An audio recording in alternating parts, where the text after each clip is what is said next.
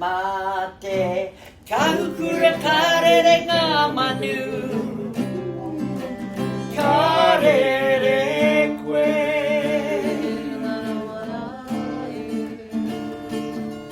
Kataya kue ki te taumata Whakatau mai rai